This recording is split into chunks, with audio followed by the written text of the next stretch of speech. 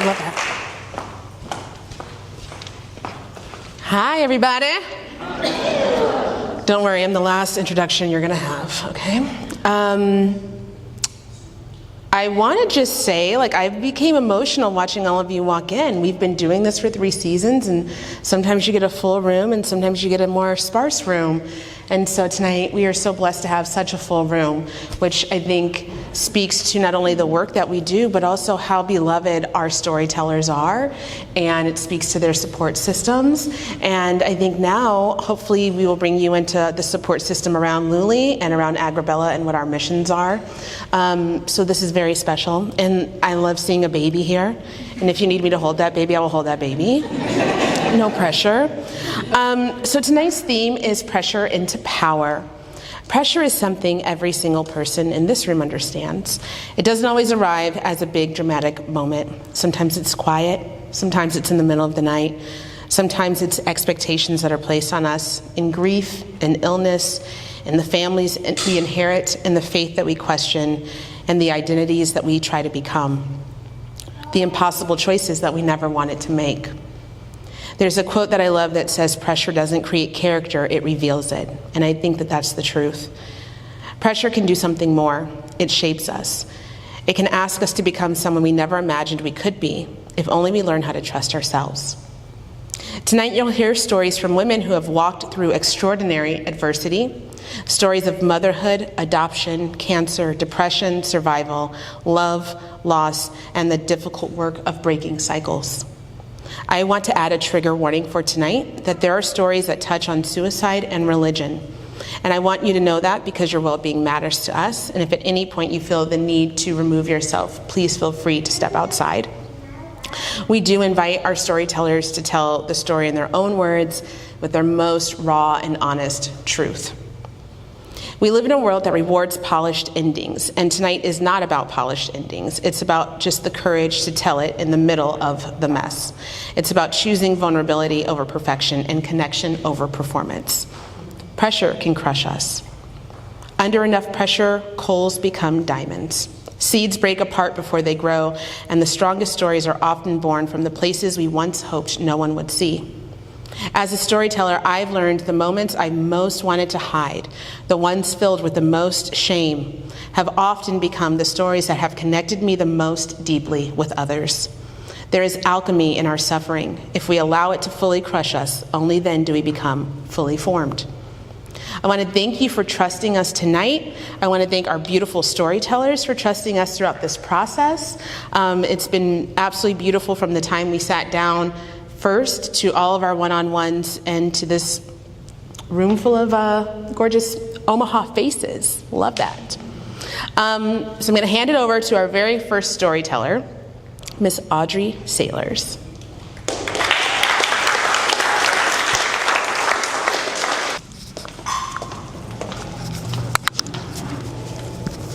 I'm going to try and put on this microphone, but honestly, microphones aren't normally my friend, if I'm just being honest. So I'm going to start with doing something that I am trained in, something that I'm good at, something that I do every single day. So right now, I want you for just a minute to take a deep breath. Big inhale. Good, big exhale. Allow yourself to arrive. Do it again. Good, big exhale.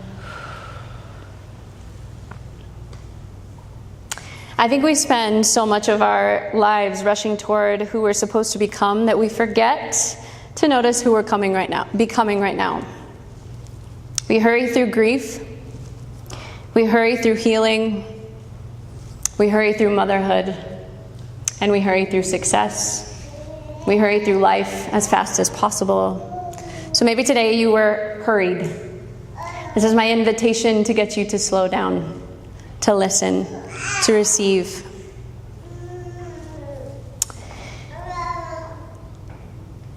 I was born to a 15-year-old girl. Yes. I choose that word intentionally because when I think about my mother now, I don't see a mother, I see a girl. A girl who should have been worrying about homework, football games, friendships, and dreams, and instead, she chose to bring me into the world. Instead, she was trying to keep another human alive. For years, I thought my mother was raising me, and now I realize that I was only just watching her become. Isn't it funny that when we're children, our parents seem larger than life? These individuals that can do anything. It's impossible to envision them as children. Yet, I actually got to see my mother be one, a child. It made me love her differently when I became a mother myself. Not because she was perfect, but because I finally understood the pressure she carried. The world expected pressure to break her, but instead, it revealed courage. I wasn't raised by one woman, I was raised by three. Three remarkable women whose faith filled every room. My mom, my grandma, and my great-grandma. Prayer wasn't something we scheduled, it was how we survived. They taught me compassion, discipline, and reverence, and to persevere without any man. Somewhere along the way, though, I quietly began believing that love had to be earned. That if I was good enough, that if I was faithful enough, that if I was perfect enough, then maybe, just maybe, I could earn the grace. That I could earn the love. And then life taught me another lesson. People leave. My father left before I was 5. And children, they definitely don't know how to say, oh, he has his own wounds. He wasn't ready for that. Children ask a much simpler question. Was it me? I carried that story for years and I didn't even realize it. Years later, another man briefly entered my life. Today I simply call him the donor, for obvious reasons. However, he helped create the greatest gift of my life. But he didn't stay long enough. And honestly, I'm so grateful he didn't. Without realizing it, I began preparing for abandonment before it ever even happened. I expected everyone to leave. I just hoped that they would love me first. At 20, I became pregnant with my daughter, Ava. I felt every story ever written about girls like me. Daughter of a teen mom, becoming a young mom herself, gonna end up working somewhere less than successful. But choosing her became the first time I truly chose myself. Then came another kind of pressure. The church that helped shape my faith became the place where I felt the most abandoned. The God I knew had left because I was no longer acceptable in the place that I felt safest, that I was taught to belong to. For a while, I confused people's rejections with God's rejection until I realized that my faith hadn't disappeared. My image of God had just transformed. God went from being some far-off human in some high staircase somewhere, untouchable, to being some beautiful entity, a light that lives within me, a light that still today I hold and see everywhere. I rebuilt my faith, one honest prayer at a time, and looking back, I realized pressure was never trying to destroy me. Pressure actually revealed what I believed, what I feared, and what still needed healing. Pressure became the place where God met me. And then, you guys ready for the good part?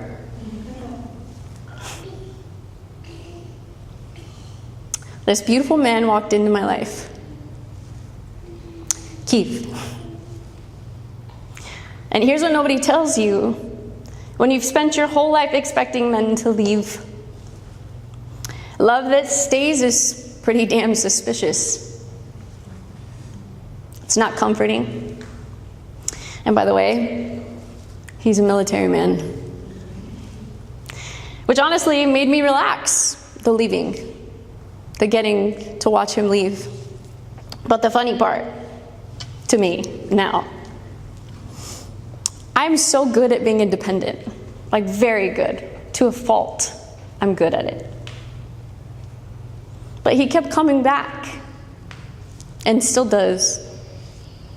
And now, after almost 14 years of marriage, I have found a man that stayed. He just kept coming home. And guess what? I learned to soften. Today our home is beautifully loud. We have 4 incredible children. Ava Maria, Caden, Landon, and Amelia Gracia, Amelia Grace. And yes, we have teenagers, an adult, and a 10-year-old. Teenagers are fascinating. They're the perfect mirrors. They can eat enough groceries to bankrupt a small nation, and yet somehow they're still starving. They can text me from the next room that they need something, but when I ask them to unload the dishwasher, apparently it violates some international treaty that I was unaware of. But the truth is, I love this season. Because every night before I go to bed, I think about those little versions. They're much bigger now. And they don't know I do it, but I still think about them as teeny tinies and all the lessons that maybe I failed at. Sometimes I just stand there wondering what parts of my story they'll never have to carry. One of the greatest honors of my life was adopting 2 boys. And life came full circle. I was born to a young mother who chose me, and years later I became the woman who chose. And then I was chosen to mother 2 humans that I didn't birth. Now I firmly believe that every family hands something down. Sometimes it's recipes like fresh tortillas. Sometimes it's traditions. Sometimes it's faith. A lot of time it's fear, silence, abandonment. But healing is where we finally get to choose what continues. When I look back now, I see pressure everywhere. A 15-year-old girl becoming a mother, a little girl searching for her father, a young woman holding a positive pregnancy test in the bathroom of a sorority house, a faith rebuilt from the ground up, a mother raising 4 children, a wife to a military officer, a woman remembering. Every chapter carried pressure, but pressure didn't get the final word, and it won't. Pressure revealed where love still needed to reach me. Power wasn't becoming fearless. Power was refusing to let fear write the ending. I used to think becoming meant arriving. And now I think becoming is waking up every day and choosing love over fear. Choosing hope over shame. Choosing to believe that what happened to you does not have to become what happens through you. So if you leave here with one thing tonight, let it be this. The pressure you're carrying today does not have to become your identity. It can become your power. Not because suffering is beautiful, but because love is stronger, and because what happened to you never has to become what happens through you. Will you take one more breath with me?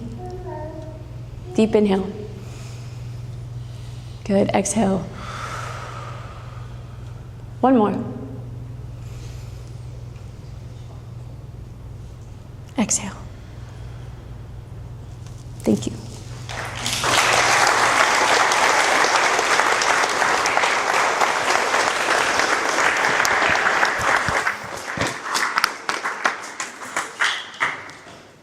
Thank you so much, Audrey. Beautiful job. And I love having your beautiful family all here because we've been hearing about all of you throughout this process, and so now to see some of you face to face it's really special. And Thea was looking at me. She wants me. My kids are all grown too, so it's like, gimme. Next to our stage is a really powerful story by Miss Lauren Williams. Please join us up here, Lauren. Okay, I gotta move this down a little bit, because All right. It's May 2022, and local gas stations have a missing person flyer with my face on it. My story of being a lost person and then slowly rebuilding to become completely found is purely my own, but it is scary to revisit. If I'm being honest, I feel completely blocked at the fact of having nothing but this story to tell. I'm attempting the best I can to recount the memories and facts, but having difficulty for 2 reasons. The obvious reason being that it was painful. What happened 4 years ago is something that I would like to just brush off as a wild happenstance that isn't part of my story at all. Subconsciously, I know my mind is fighting to recount the events of when I was a missing person because they are events that were constructed out of deep suicidal ideation and, more importantly, what I thought would be my last days on earth. My developed faith brought a peaceful picture to the end of life scenario I was close to punctuating with a period instead of a semicolon. I really found pleasure in justifying that 34 years of life was plenty. And here's the wild thing that I really didn't tell many people. In the most bizarre way, I justified it because Jesus was only on earth for 33 years. So in my deranged mind at the time, I had a good run, even sufficient enough for the Savior of the world. I vaguely remember the series of events due to the condition of my cognitive state. Some mental health providers would label this foggy mental state as borderline catatonic as a result of severe depression. And looking back at what I was feeling and my lack of memory of events, I would have to agree. Remembering is like holding my breath under murky water while I try to find a grain of rice among a sea of rocks. And it feels like I'm underwater because I have to hold my breath. And because I have to hold my breath, I can't stay under long, lest I run out of air completely. The thing about being underwater is you really can't hear anything of significance. Or it for sure isn't clear. My family and friends were shouting for me to reach out for help, stay accountable to the doctor's appointments, and just wait once more for another trial of antidepressant that would be the one lucky ticket to make all my worries and stress go away. My symptoms did not come out of nowhere, though. And it was not solely based on the fact that I was 2 years postpartum from delivering my beautiful daughter. The storm that was unraveling in my head could not be chalked up to general postpartum stress because even though the timeline fit, my history with anxiety and depression had started at a very young age. To sum it up, I had developed a troublesome way of coping with unwanted feelings. Since missing 19 days in a row from school my sophomore year of high school, I had developed a very much all or nothing mentality when it came to being able to pull myself out of bed and continue my day despite breathtaking anxiety. I either mustered up enough strength, anger, and frustration to get to school on time, or I would be Velcroed to the bed for the majority of the day, possibly leaving my room for a drink of water or using the bathroom to make myself sick from all my self-remorse and of not just pushing through my own teenage strength. For years after that troubling sophomore year, I was able to typically place mind over matter, get to school or work, and crush the day as an optimistic social butterfly. I was able to succeed by all accounts as a nursing student and professional working at a big hospital in Omaha. There were many times when the old habits of sinking back into bed for days would reveal themselves. However, not once in those first 30-some years of my life did suicidal ideations ever enter my mind. Thoughts like those were deemed for the truly troubled, hopeless, not a successful Christian with access to antidepressants and therapy. But when the trifecta of old habits, hormones, and a failing marriage hit at once, well, that's why I even have this story to tell tonight. First, you have to know that in my case, the suicidal thoughts didn't just reach a sudden summit in my head.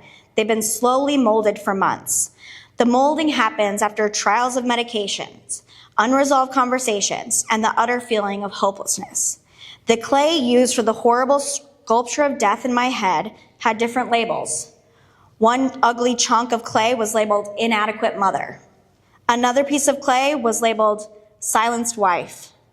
A final piece of clay had the name destructive habits. Hopelessness is the force that squishes together all that clay to make a pretty grim piece of artwork in your head that eventually drives you into the woods. That's where I went. I was racking my brain all night to find logical relief from panic, but thoughts of leaving my front door with no one knowing where I was the only solution. There was times before that I just needed a quick walk or some fresh air like all new mothers do. But this time was different. I was bound and determined not to return, because returning meant being still in my suffering. Returning meant still not knowing how to speak up when my spouse undermined my thought process of how to take care of our daughter. And returning meant still letting my then mother-in-law down and having to hear about it in daily microaggressions set to break my spirit. Returning meant facing the fact that I truly wanted a divorce because I was about to explode under the pathetic excuse for a marriage that I was a co-part in for 9 years. But I didn't return to the house for 36 hours. So I set off onto the same street that I took my daughter on stroller rides before. I knew that morning was different, as I relished in a little bit of freedom. My destination was not complex or even far away. While I took strides in a despondent and weak manner, I aimed for the large, overgrown forest that separated households from Sorensen Parkway. I had thought of it many times before, and it truly felt like a nice little escape, even among the passing heavy traffic. I literally was dead set on getting to a place my mind found sufficient to just wait around and perish. I can't remember at what time and at what moment it started to rain, but it did, and thank God for that rain. That rain ultimately would be a huge aspect of what saved me. There was an unknown time while in the woods that I befriended a slug. I'm going to let you know right now that the entertainment is severely lacking in the secluded part of the woods. My time was consumed with crying out to God in bewildered screams and having a staring contest with said slug. I stared at it as it crawled its way up the tree branch that was my leaning post for hours. That slug I envied. That slug had just to get from point A to point B and do whatever the hell it is that slugs do in this world.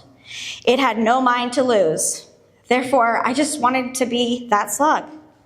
As darkness fell, I had to commit to staying in the woods and simply wait for my body to cease to exist. But first, due to all that rain and bitter coldness, I had to take off my socks.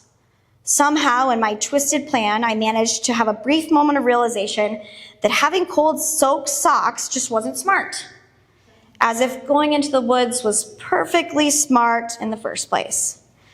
Oh, how I waited for comfort to overwhelm me with that one big choice, but soon I was just as uncomfortable, wedged in between two trees about 1.5 feet apart.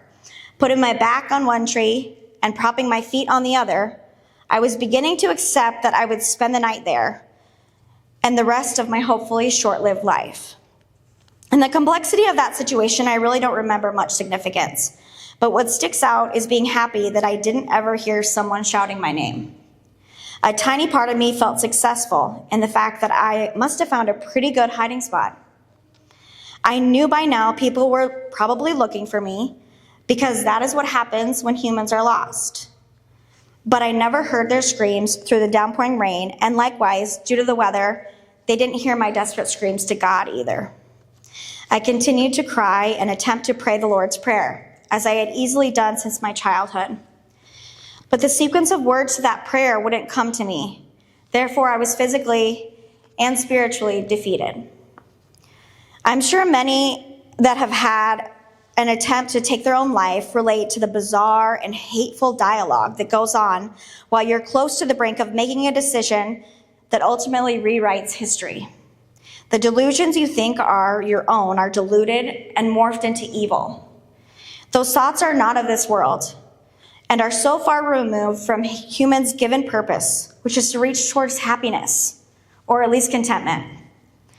I also had a moment of looking deeply into the eyes of a deer across a small stream. That deer, I decided, after a brief moment of astonishment, was a true sign of hope. As I pursued the thought of what it would be like to finally be in heaven, I thought of all the family members that I would finally get to embrace. My Grandma Linda, my Grandpa Irvin, and Grandpa Francis. I felt that deer was an unusual four-legged sign from them that I wasn't ready to come to heaven yet. But as thoughts of actually continuing my life started crossing my mind, so did the massive anxieties of the reality of my fucked up situation. Lauren, you just left. You abandoned your daughter. You ran away from your marriage. You see, what brought me into the woods was suicidal ideation, but what kept me into the woods was unrelenting shame and guilt. I did this to my family. I caused a major upset in the status quo. How could I ever show my face again in society or look into my daughter's eyes? But something happened then. Instead of my mind filling me with images of all the shame, God corrected my thoughts and instead gave me the simple image of my daughter picking where she would go to college or choosing a wedding dress. God blessed me with the most beautiful, heartwarming visions that would speak direct lies to the battle my mind was facing. God gave me the image of me with her during those milestones, and very soon I was filled with the energy to walk back home. I couldn't say that I was looking forward to the unknown reunion at my house, but I was pleased and grateful to God that during those 36 hours of rain and turmoil, my thoughts had not been the end of me. I'm very aware that since I was physically lost, there was a sense of urgency to find me. When someone is physically gone from where they are supposed to be, there is an immediate search. However, so many broken humans go lost every day without anyone knowing. Physically, they are still with us, so there's no need to search for them. But mentally, they are distant, disconnected, and on the verge of being physically lost from this earth also. My brother Michael searched and searched for me, but his searching began months before I went into the woods, because a sibling can tell something's off. And when I was lost mentally, he was there to help me, spend time with me, and listen to me as I tried to make sense of my racing thoughts. And then when I was physically lost, he tried fervently to circle Lake Cunningham on his bike in the rain to find his lost sister. I've tried many times in different ways to end this story, but no amount of adjectives or well-written sentences could ever bring my brother back. You see, he was never physically lost, and I never reciprocated the efforts he put in for me by scouring multiple neighborhoods. He was mentally lost, and unfortunately, we didn't know which way to look despite our best efforts. So my story will never truly end because I'm still trying to explain his.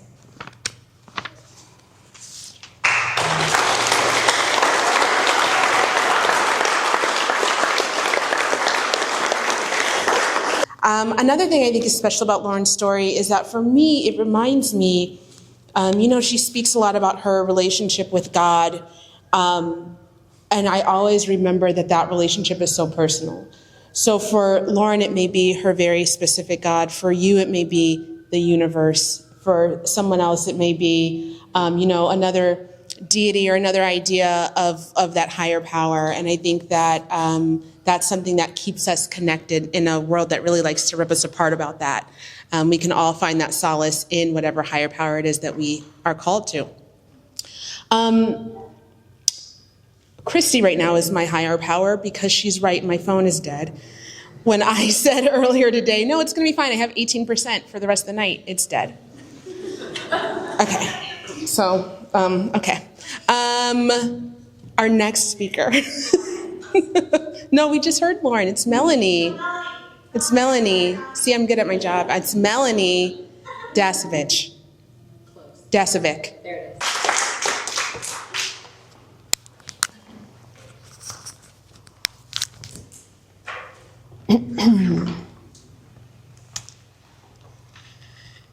You know those kids people describe as old souls? That was me. I used to wear that as a compliment. I thought it meant that I was mature, that I had good manners. Looking back, I realize it was a survival skill. You might look at me today and wonder, what could I have possibly had to survive as a child?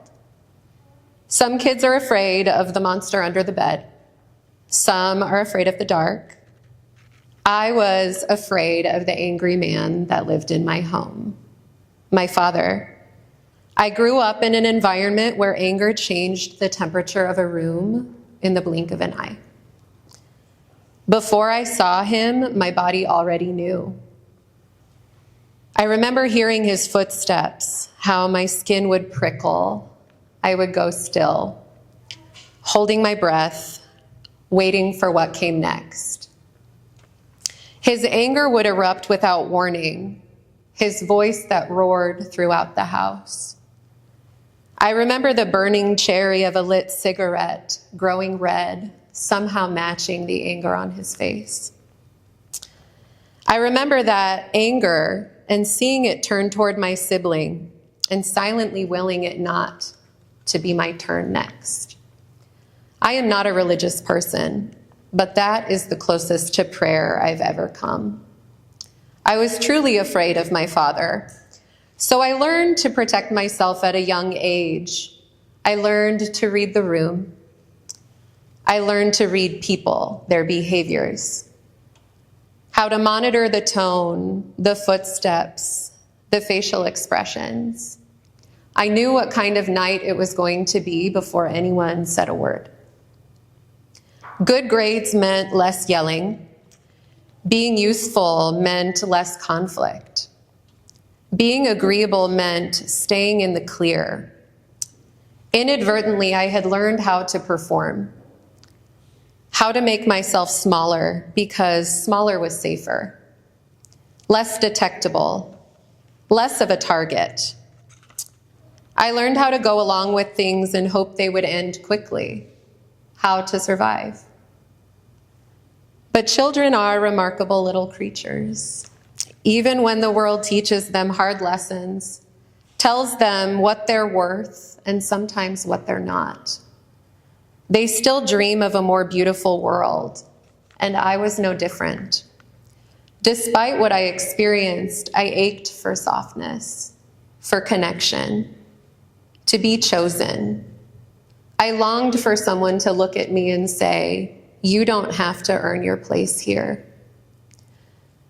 So I went looking for that feeling outside of my family, often in all the wrong places. There were experiences that I carried for years that I thought were simply part of being a young woman learning to move through the world.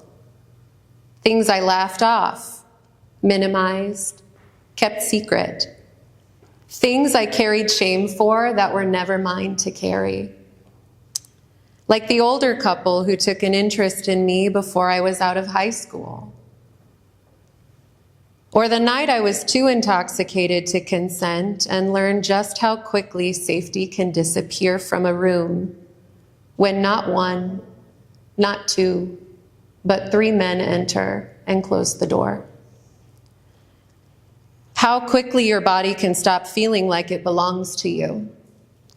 Experiences like that teach you things. They teach you that trust can be expensive, that people can take things from you that you didn't know you needed to protect. And the hardest part was none of that felt unfamiliar. In those moments, there I was, holding my breath again, waiting for it to be over, because I may have left my father's house, but I hadn't left the lessons I learned there. Those lessons didn't stay in my childhood. They grew up with me. They became the rules I lived by. Read the room. Keep people happy. Become whoever they want you to be. Take up less space. Need less. Ask for less. I thought those rules were protecting me, but it turns out they were slowly changing me. I had learned to keep the most tender parts of myself hidden because I thought what people couldn't reach, they couldn't ruin. So I became more self-sufficient. I learned how to carry everything myself. I became capable, independent, and eventually I convinced myself I liked it that way. I called myself strong, but if I'm honest, I wasn't trying to be strong.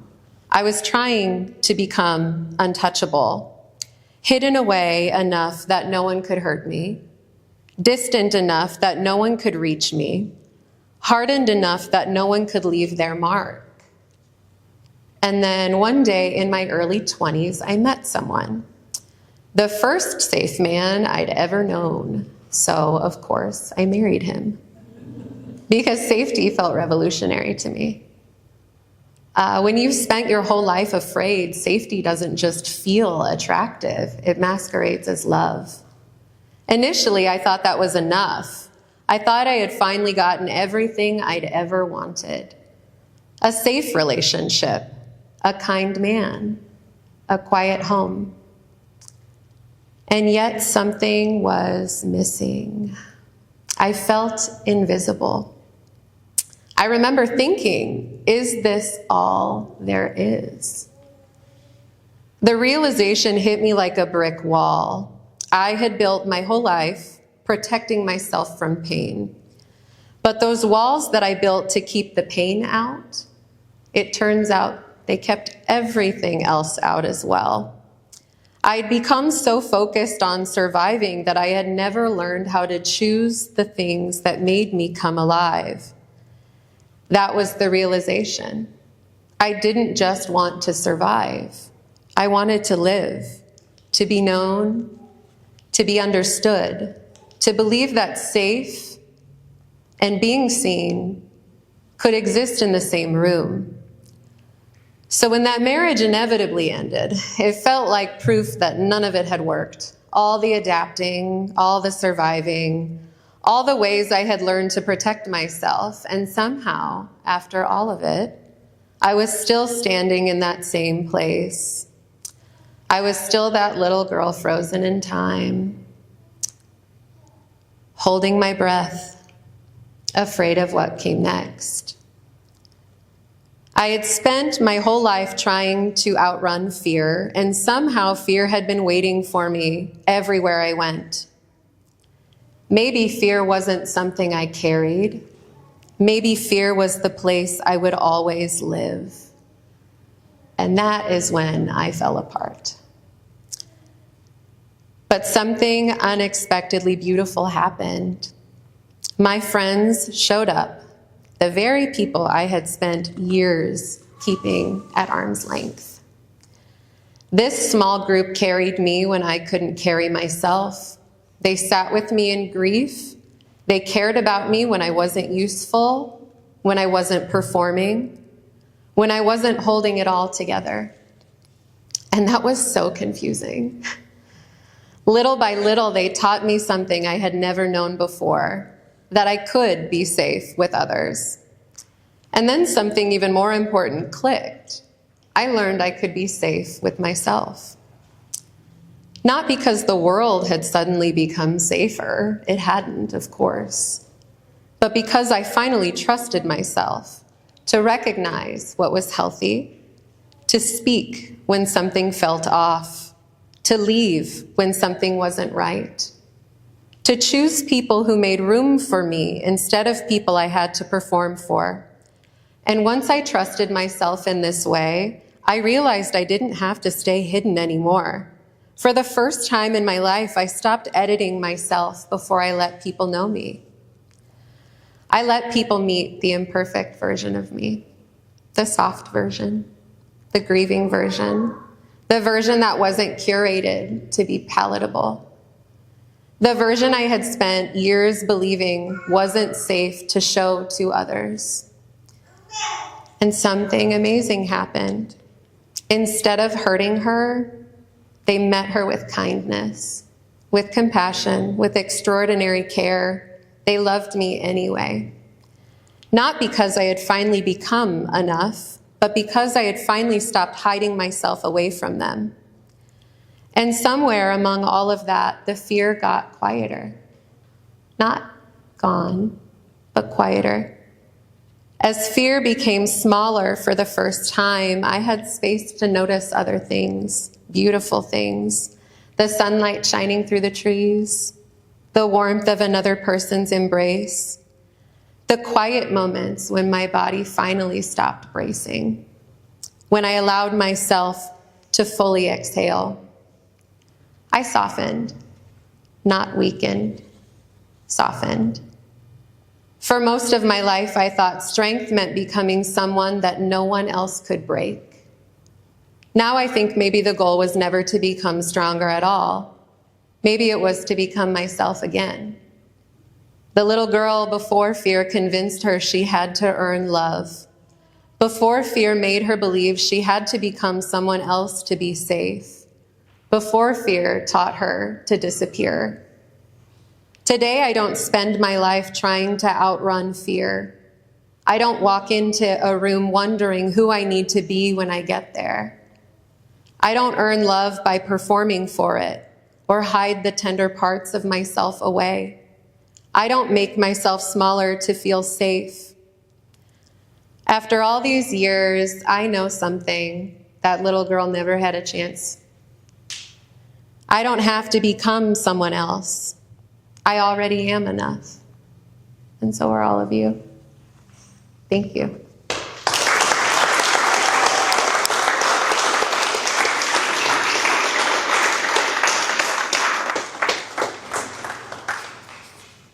Melanie, I really mean it when I say I'm going to need you to start narrating audiobooks. I want that voice in my ears at night. It was so good.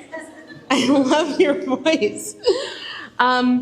We have one more storyteller, and as we kind of start to wrap up our evening, I just invite you to kind of think of what your story would be if we're talking about your moment of turning something painful into your personal power, what that might be for you, and how you may share that story in your own personal circles. I have a little poem by Mary Oliver I'd like to share. One day, you finally knew what you had to do and began, though the voices around you kept shouting their bad advice, though the whole house began to tremble, and you felt the old tug at your ankles. Mend my life, each voice cried, but you didn't stop. You knew what you had to do, though the wind pried with its stiff fingers at the very foundations, though their melancholy was terrible. It was already late enough and a wild night and the road full of fallen branches and stones, but little by little, as you left their voices behind, the stars began to burn through the sheets of clouds, and there was a new voice, which you slowly recognized as your own, that kept you company as you strode deeper and deeper into the world, determined to do the only thing you could do, determined to save the only life you could save. It's called The Journey. I thought that was very fitting for our storytellers tonight. So, last but not least, someone who I have found I could talk to endlessly for hours and never remember what we just talked about. Please welcome Sarah Pfeiffer. I need this. Oh, yes, thank you. Thank you. I get these magnet parts, so just give me a second. Oh, there we go. All right. Guys, these are here for me, so I'm going to try my best. Just warning you right now. All right. Imagine a blank screen, and you see these words pop up. The following information will contain details which may surprise or sadden you. Please know that the author's coping mechanisms are music, humor, pop culture references, and rambling. So, don't cry for me, string light stories. And let's have some fun with my trauma. I've never shied away from sharing. In fact, I found myself many times in the silent pause of realizing I may have shared something that made someone else uncomfortable. That's That's because I have the tendency to not only overshare, but to share in a way that is so matter of fact that the person receiving the information isn't sure if they truly heard what they think they heard, because there is no way I just said what I said in the way that I just said it. And that, my friends, was a great example of why I provided a ramble warning. My very sweet, very quiet husband once pulled me aside after hearing me share with others for the 10th time I almost died a week after having our first child. Isn't that wild story? He suggested I change my delivery. Because to him it wasn't amusing, it was terrifying. So yes, I have attempted to work on my delivery, but overall, I have yet to decide if the awkward pause that happens after I share what I share is a me problem or a them problem. But maybe we can decide together as I overshare here and now. Let's not start at the beginning, although we know it's a very great place to start. Let's start about 5 years ago when my oldest child was heading towards 10. When one day it suddenly dawned on me that I needed therapy. It was a simultaneous realization that my son was about to be 10 and I needed therapeutic support. And let me Zach Morris time out here. I would like the record to show it had nothing to do with him. It was strictly the realization that I now had a child that was an age I could clearly remember like it was yesterday. Because even here today, as I share this, the year I was 10 was the most prolific year in my life. And friends, I've had some wild years, including 2 that involved cancer. Still, the award for most dramatic year goes to 10. My mindset was to protect my sweet, innocent, pre-adolescently annoying boy. I did not want to project anything I went through in my childhood onto him, or his brother, or his sister. So, I found a therapist. And in that first session, I told her I have a list of things I need to make my way through. Things that happened the year I was 10 that I need to acknowledge. Or, at the bare minimum, I need to acknowledge enough. Enough not to assume or fear or throw them on my children as they get to that age. I rambled off events from that year in no particular order, other than how they popped into my head. Moving back to Omaha after 4.5 years in Utah. Parents divorcing. My father's other woman telling me he's been unhappy for the last 10 years. Finding my mom after her suicide attempt and running to find her help. Becoming an aunt, aka losing my place in the family as the baby. Learning more about my birth family and that I had biological siblings. Dealing with change in lifestyle financially and physically. Being shipped off to visit my aunt in New York and getting to see my first Broadway musical. A welcomed consolation prize to the events I've mentioned above. Realizing my true passion and ability to sing, meeting friends that became family, experiencing my first kiss, being called an Oreo. And then, as I finished my list, as if that time in life didn't seem hard enough, I blurted out, I also started my period that year. I paused to process everything I had said and to wonder if there was meaning in the order I had said them. My therapist saw me inside my own head and simply asked, "Where would you like to start?" And just like that, I realized that I wasn't only there for my year 10. I wasn't only there in anticipation of my child's year 10. I was there to begin my professional, supported circling back. And sometimes the best way to be present is to circle back to where you have been.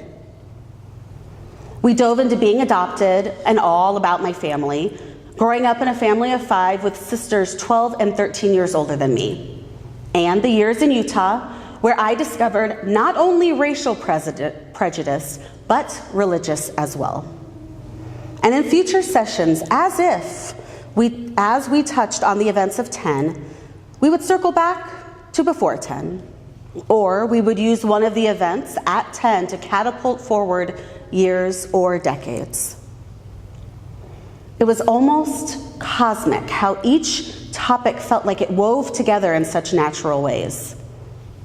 Because you know the saying, full circle? I've realized life is full of circles. We are continuously circling back to moments, events, or experiences that happened in our lives. And contrary to the popular opinion, I've decided that not everything happens for a reason. Instead, I've realized that for me, everything happens right on time. It's not for us to dissect events to understand everything about them, but rather embrace and accept the timing of the event or person or outcome. Take what we can from them, and then be open to learning more later if the time comes. Let's use the before-mentioned cancer as an example. It was early 2024, and my mom was in the hospital again. As I sat with her, I realized I had been watching my mother age in a different way than my sisters were. They were biologically her children, so they had pieces to take note of for their own potential glimpses into their future. And in a visit from timing, I got an email from the Med Center looking for volunteers for a genetic insight study. Now here's where, in my cinematic screenplay of life, I would have a montage of what happened next, underscored with an instrumental version of a Christian music classic, Oceans. Spirit, lead me where the trust is without borders. Let me walk upon the waters, wherever you would call me. While scenes of me going to get the blood test, receiving results, and consulting with doctors on the actionable items found in testing. Here, I would learn I was BRCA1 positive. It would show me researching having a greater risk for breast, ovarian, pancreatic, and skin cancers. It would show meeting with genealogists, primary care specialists, and more testing. Take me deeper than my feet could ever wander, and my faith would be made stronger in the presence of my Savior. That is where the montage would briefly pause on the conversation with my OBGYN, really taking to heart the advice I needed to focus on me and not what this meant for my children. Watching me consider her every word, because this is a woman that guided me through pregnancies, pregnancy loss, and through my hysterectomy. This is a woman that saved my life after having my oldest child when a complication caused me to need a blood transfusion and surgery. The incident that I shared so differently than my husband.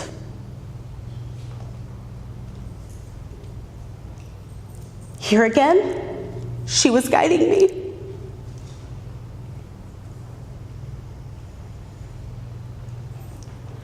And when all the conversations and testing would be complete, and with all the specialist conversations, I was calculated at having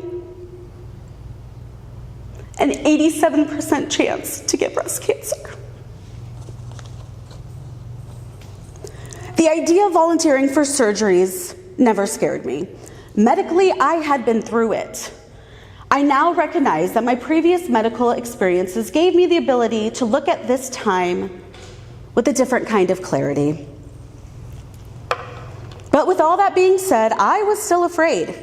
However, my fear was of disrupting my family's normal. So, I attempted to postpone the preventative double mastectomy with mom math. This consisted of calculating when soccer season ended and if there was time before basketball got too crazy to schedule the surgery.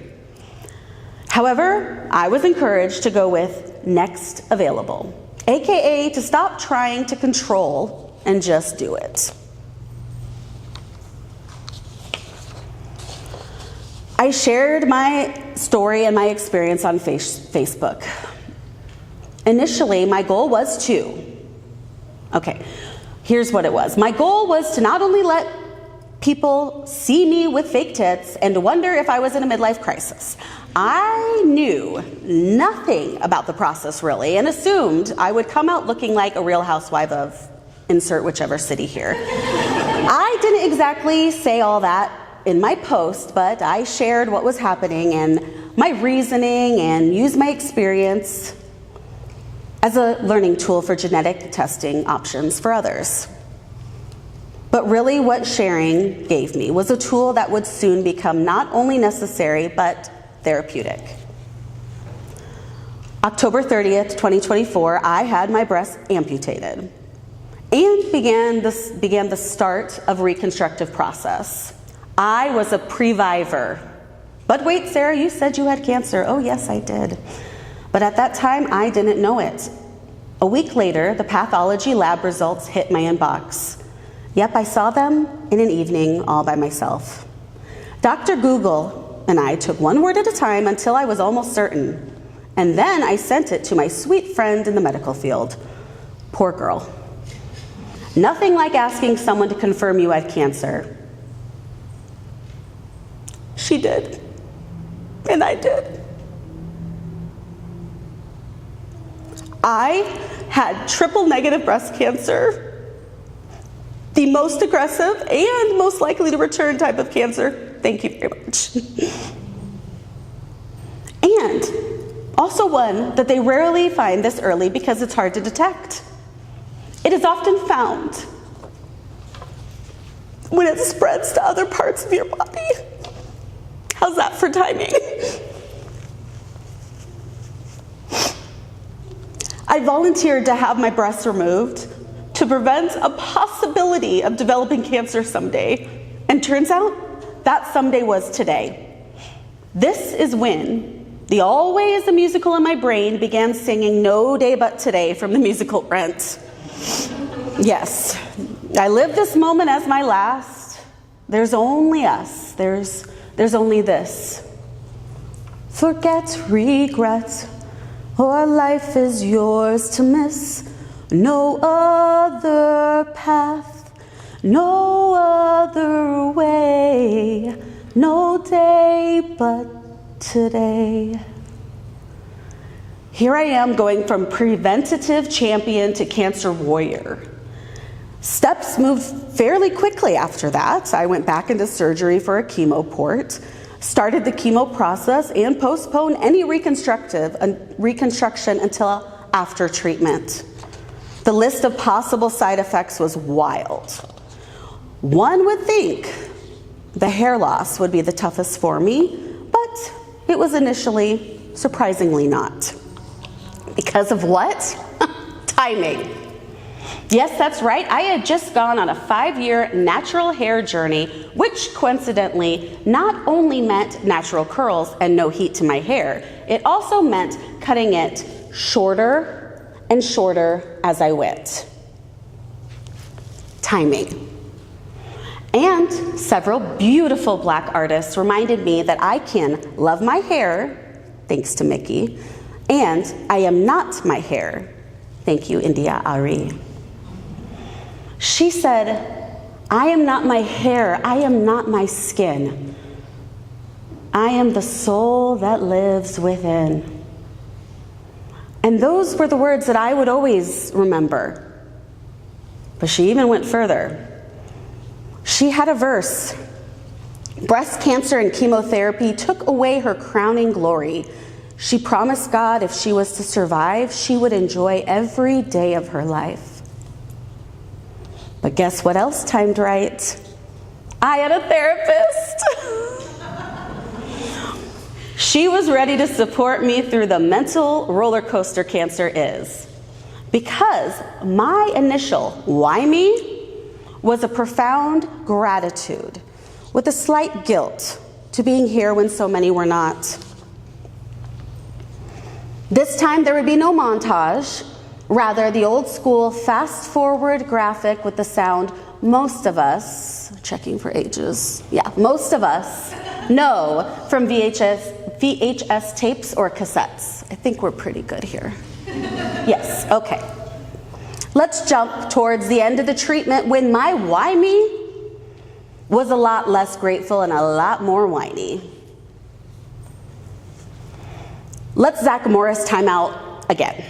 To be extremely clear here, I was fucking pissed. I was a good person. I was a loving wife, mother, friend. I volunteered a lot for things. What the fuck did I do to deserve this? And wait for it, my middle child, my son, was 10. Can you believe it? He was fucking 10.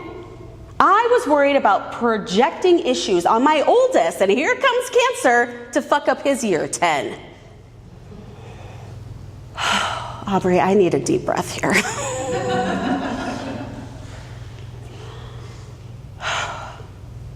Back to what else cancer's timing caused.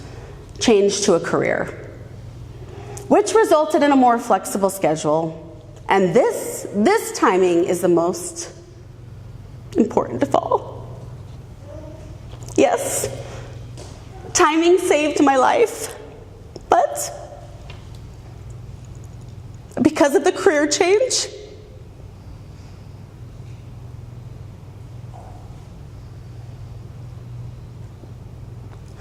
I was available to spend the month of November 2025 with my mom while she was on hospice.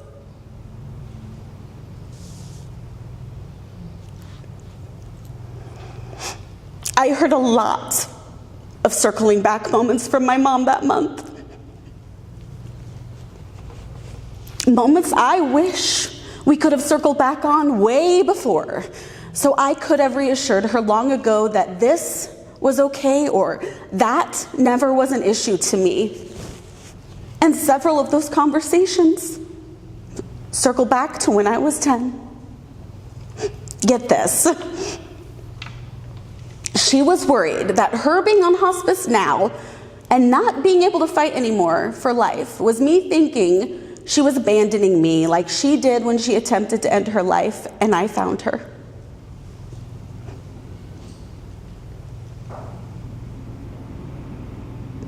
And thank God for that circling back, because I was able to provide her with the peace that was not at all the case.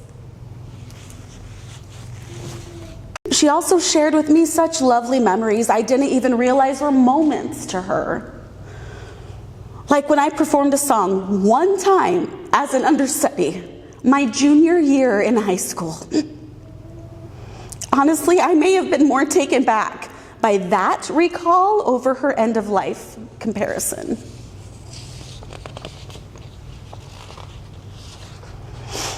And as our time ends here sharing experiences with you, I know that chapters are already starting on other stories to share in the novel that is life. And someday I'll gladly overshare them.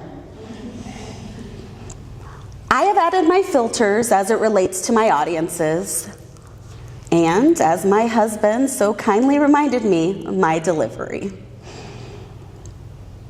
I'm careful how I share experiences with my children. Overall, I've learned to find peace with the discomfort, knowing there are greater good in the initial discomfort when learning's involved.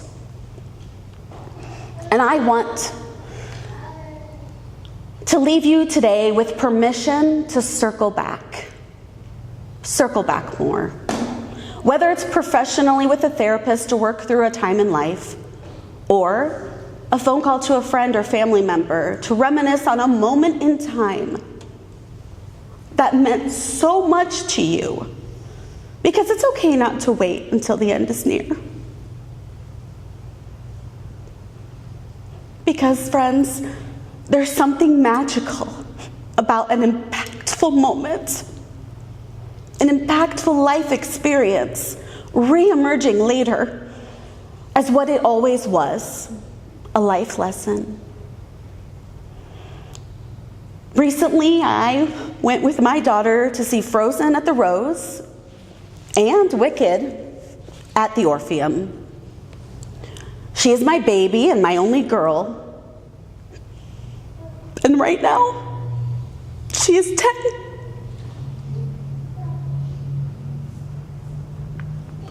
These musicals are not her consolation prizes because her mom's rough year affected her life. And she has many other shared experiences in her 10 happening as she embraces her love of singing. Although, let's Zach Morris here one more to time out. To be clear on one more thing, she outsings me, hands down. She's singing songs from Hamilton and Wicked instead of my 90s Disney classics, whatever. But the timing of her year 10 and being here and now with you is not lost on me as I share my experience circling back and encouraging you to do the same. Thank you for your time and for this platform to share.